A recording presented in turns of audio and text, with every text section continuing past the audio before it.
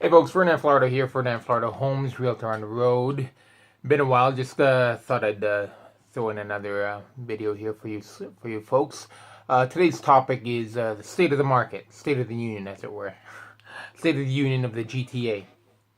Anyways, just want to give everyone a quick briefing on what's going on out there. We've had some questions as to whether or not the bubble has burst, or if there's have been any major or substantial changes in what's going on in real estate as it affects Toronto.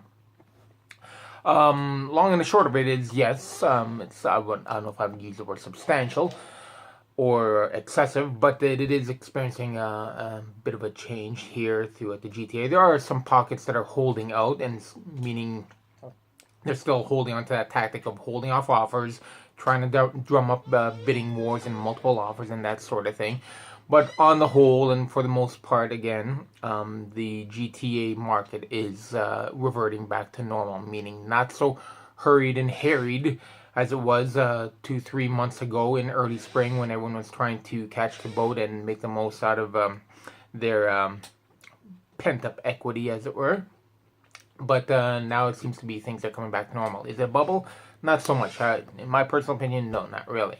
So it is, again, just a calming down of sorts. Toronto area home prices, and I'm paraphrasing a note that we got from the office here, dipped about 7% in May compared to that of April 2017, but relatively speaking, remain about 15% higher year over year. So on a month-to-month, it speaks to my point about some folks trying to catch that windfall in terms of a spring market. But on a year-over-year basis, it's about 50% high. The prices remain about 15% higher, as I just said. Now, the shift can most likely be blamed on or attributed to sellers who wanted to, as I said, cash in and make the most out of the pent-up anxiety or the buyer anxiety that was out there. Now, as a sidebar with respect to multiple offers and what have you, there was a bit of a kerfuffle going about in the broker world or in the real estate world about a tactic being used, which is escalation clauses. I'm not going to go into too much detail. There's a lot of folks that have already had their 2 cents or thrown their 2 cents out there in the wild world of the internet. But for the most part, here's a good point that was raised was by another or fellow broker, Mr. John Pasalis. And he said it lends itself more to complicating the bidding process and making it even less transparent, or worse for that matter, just to literally quote him verbatim here. Again, going by Mr. Pasalis' words here, Mr. Pasalis wrote that when and if you, God forbid, you get an agent that's less than honest, quote, escalation clauses act like a blank check, and that this can be at the expense of the home buyers. Quick scenario. When there are escalation clauses put in place, which essentially it's like for example, there's two buyers. One buyer puts in an offer at say $600,000 or $580,000.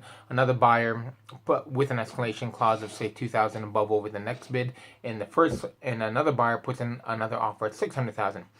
First buyer that has that escalation clause in place would, in this theory or in this example, win, because then their escalation clause would kick in. Now, things can get complicated if both buyers have included in their offers escalation clauses. But like I said, I'm not going to go into too much detail. But as you can see, it's very convoluted and makes the buying process that much more prone to frustrations and confusion with the buyers and the sellers alike. Now, getting back to the point at hand. By the way, this is going to be a bit of an extended video, so hopefully you can bear with me for a bit. We'll try and wrap it up as quick as we can. With respect to the market, again, sellers are seeing fewer showings with respect to the listings out there. They're not getting the massive turnouts that they were getting previously before a couple months ago, with folks coming in and putting in their offers right then and there, or like within a few hours, or the day after for that matter. And again, as I said, is it a bubble bursting? Not so much. It's that things are calming down. Now, to that end, home buyers will be benefiting from this, as with things reverting back to normal, God forbid, or God help us, we're going to actually be able to put in some conditions into the offer. The typical, like for example, on the condo, status certificate review And in some cases, some folks will still want to do a home inspection and obviously the financing condition. Okay. Now, although there is an increase in active listings, the inventory levels remain pretty much low at about, I believe, less than 2 months. Now, this is why we see a continuous or continual rise in the annual rates of price growth, but on a similar scale, mind you.